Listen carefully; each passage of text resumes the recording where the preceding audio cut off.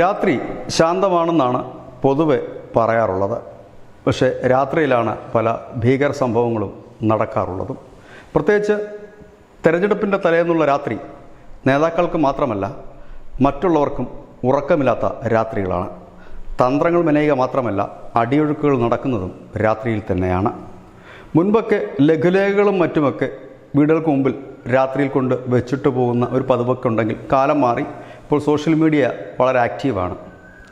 അതുകൊണ്ട് തന്നെ വലിയ ശക്തമായ ചില അടിയൊഴുക്കുകൾ നടക്കാൻ ഏറെ സാധ്യത ഇത്തവണ കേരളത്തിലെ തെരഞ്ഞെടുപ്പിനുണ്ട്. അതിന് പ്രധാനപ്പെട്ട കാരണം പല മണ്ഡലങ്ങളിലും ഒരു ത്രികോണ മത്സരത്തിൻ്റെ പ്രതീതിയാണ്. അതിൽ ചില മണ്ഡലങ്ങളിലൊക്കെ BJP ജയിക്കുമെന്നൊരു ഘട്ടത്തിലുമാണ്.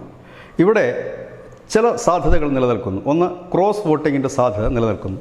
ക്രോസ് വോട്ടിംഗ് നടക്കുമോ ഇല്ലയോ എന്ന് പ്രാഥമികമായി ആളുകൾ വിലയിരുത്തുന്നത് ഈ ക്രോസ് വോട്ട് ചെയ്യാൻ പോകുന്ന പാർട്ടിയുടെ ആ ഒരു രീതി കണ്ടിട്ടാണ്. അങ്ങനെ നോക്കുമ്പോൾ കേരളത്തിലെ ഇന്നലത്തെ കൊട്ടിക്കലാശത്തിൽ ഒരു പ്രധാനപ്പെട്ട മണ്ഡലത്തിലെ ഒരു പാർട്ടിയുടെ കൊട്ടിക്കലാശത്തിന് വലിയ ആളില്ലായിരുന്നു, ആരവുമില്ലായിരുന്നു. ആ മണ്ഡലം ഏതെന്ന് പറയാൻ നിർവാഹമില്ല. കാരണം 2 തവണ ഇലക്ഷൻ കമ്മീഷൻ ഞങ്ങൾക്ക് മുന്നറിയിപ്പ് നൽകിക്കഴിഞ്ഞിരിക്കുന്നു.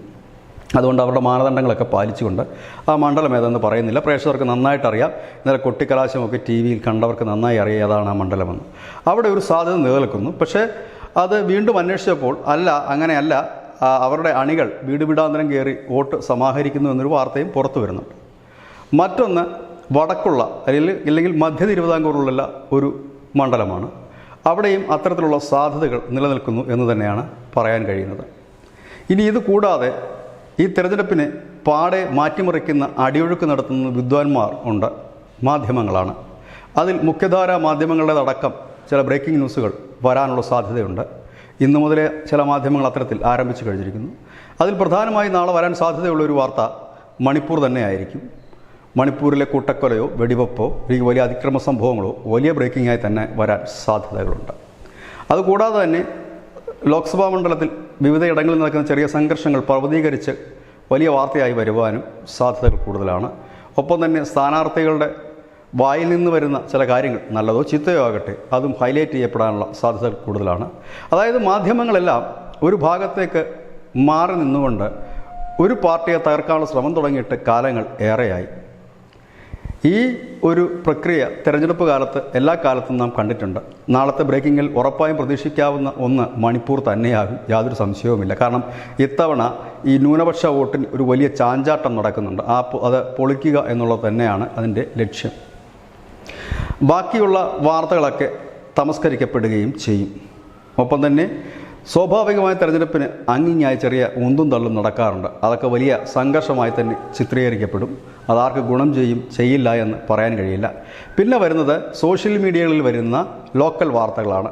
അതായത് ഒരു പ്രദേശത്തുള്ള അവർ വോട്ട് ചെയ്യാൻ പോയില്ല, അല്ലെങ്കിൽ ഒരു പ്രദേശത്തുള്ളവർ വോട്ട് കൂടുതലായി ചെയ്തു, ഇല്ലെങ്കിൽ ആ പ്രദേശത്ത് ചില അടിയൊഴുക്കുകൾ നടന്നു, അങ്ങനെയൊക്കെയുള്ള ഊഹാപോഹങ്ങൾ നിറഞ്ഞ വാർത്ത.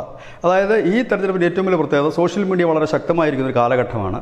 കയ്യിൽ ഒരു മൊബൈൽ ഫോൺ ഉള്ളവനല്ല റിപ്പോർട്ടറാകാം, ജേർണലിസ്റ്റാകാം. അവന് വായി വരുന്നതെന്തും വിളിച്ചു പറയാവുന്ന ഒരു കാലഘട്ടമാണ്. കേസെടുക്കുക തന്നെ പ്രയാസകരമാണ്. ഇപ്പോൾ രജിസ്റ്റർ ചെയ്ത ഞങ്ങളൊക്കെ കമ്പനി ആക്കിക്കൊണ്ട് രജിസ്റ്റർ ചെയ്ത് മുമ്പോട്ട് പോകുന്ന ചാനലുകളാണ്. അതുകൊണ്ടാണ് തെരഞ്ഞെടുപ്പ് കമ്മീഷൻ മുന്നറിയിപ്പ് 2 തവണ നൽകിയത്. ഞങ്ങളതിൻ്റെ മാനദണ്ഡങ്ങൾ ലംഘിച്ചു എന്നാണ് തെരഞ്ഞെടുപ്പ് കമ്മീഷൻ കണ്ടെത്തിയിരിക്കുന്നത്. ഏതായാലും അതവിടെ നിൽക്കട്ടെ.